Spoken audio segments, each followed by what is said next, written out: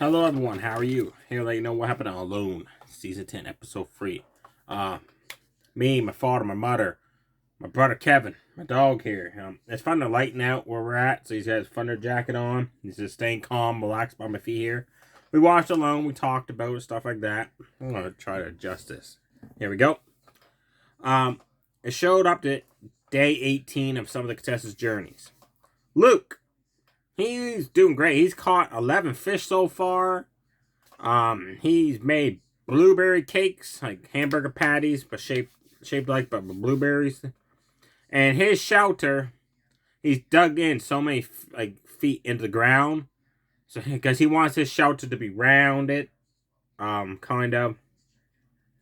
And when you enter, you're kind of like into the ground. Because so that makes it bear proof, stuff like that, harder for the bear to get at you. So that was basically his journey so far. Mikey, day 10. He was still having hunger pains. It was his birthday and he dry puked. So he gathered some berries, ate them up. Next day he was feeling good. He went out hunting.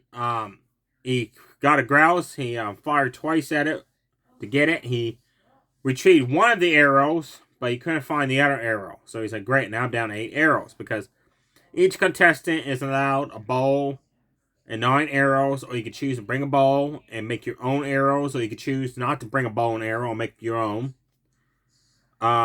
He went up to the lakeside by the lake there, and he just plucked the feathers out from that grouse, cooked it up in the bowl, sat there and enjoyed his meal, and started talking about his son that has autism. He said he wants to win the $500,000 to help his son out. He starts talking about like how people with autism are having it hard in the world, stuff like that. And he said, I didn't know this, but this is an interesting fact. He said that maybe some people don't know that. You know, like people that make their cars and put like, the loud exhaust on it, the loud mufflers, the big jack up tires. When you squirrel those tires, grab that engine up, rev it up, and stuff like that. And like, same as the lowriders on that. He said that noise from that vehicle affects the kids of autism because it affects his kid and other kids he knows has autism. So I didn't know. That's an interesting fact. I didn't know that. And that's it. He just sat there, enjoyed his meal for the day, and that was about it. Alan, he's eating strips of birch he peeled off of trees and some fungus he found, mixed up and made a soup out of it. Apparently it could help you with cancer treatments, all that. He said it did not taste great at all, but he ate it. He has not caught a fish in 6 days, so he got super excited when he finally caught a fish, folks.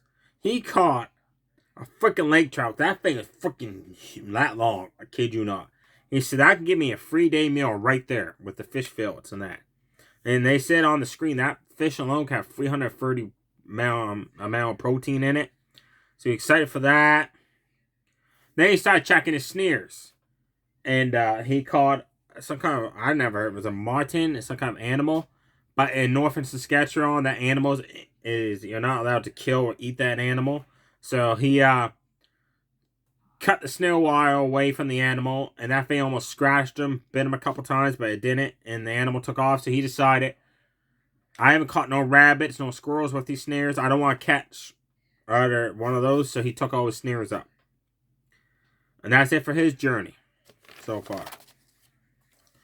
Cade, he found an old wasp nest, saved it. He said that could be useful. He spent 7 days looking for those arrows he lost on day 1. He decided, screw it, I'm giving up on those. I'm going to make my own. So one day he made 2 arrows. He tried them out. They worked perfectly. The next day he made 2 more. And while he was making them, he heard a grouse nearby. So he caught it, shot it in the tree, cooked that up, ate it. He said, right on. He made a fire pit. Then he went out hunting and explore it, and he turned around, and there was a lot of smoke coming from his camp. So he boogiered his way back to camp. The fire pit, which he had left on to cook that grouse, like the coils, the sparks, the flames, was overshooting off the fire pit and burned a bunch of trees. He was running back to that lake and back and forth by grabbing buckets of water to get this fire under control. And the roots underneath the ground was catching on fire, so he finally got under control. but it burnt a lot of wooded area there around his campsites. And he said, my fire pit's going to be built by the lake over close to the shoreline. Smart thinking there, Cade. Then it showed Lee. On day 15, he got like a ton of logs. And he started building on his log cabin. Well, he finally got it done. And he put a whole bunch of moss over the top of it. Made a door for it. Then he threw his tarp on the roof of it and realized his tarp was too small. He made his log cabin longer. He said, I knew that was going to happen. He can't catch no fish. He can't. He has that gill net he made with he uses his raft to go out and check. Now he's not getting no fish and all that. So on day 18, folks, he tapped out. Lee's the first one to tap out on Alone Season 10. He tapped out because he said, I wasn't getting no fish. And he said, I didn't want to go out looking for rabbit. I didn't want to go out looking for squirrel. Or go out looking for a moose or a bear. Or stuff like that. He was just relying on fishing. And he said, it wasn't working out for me. He said, I kept fishing the same time every day. And my brother Kevin's like, and it was funny. If you go fishing the same time of the day and have no luck, maybe you should try a different time of the day. But nope. He spent all that time in that log cabin. And he tapped out because he wasn't getting no fish. We thought the episode was over, but it wasn't. It showed Ann, the organic 56-year-old farmer, that her husband had the all organic farm in the woods. She filled one of her socks, filled it full of water, went out food gathering, got a grouse, plucked the feathers, cooked that up. Then she saw a moose in the lake swimming. And she got excited, but the moose did not come towards her and went across the lake. So I said, great.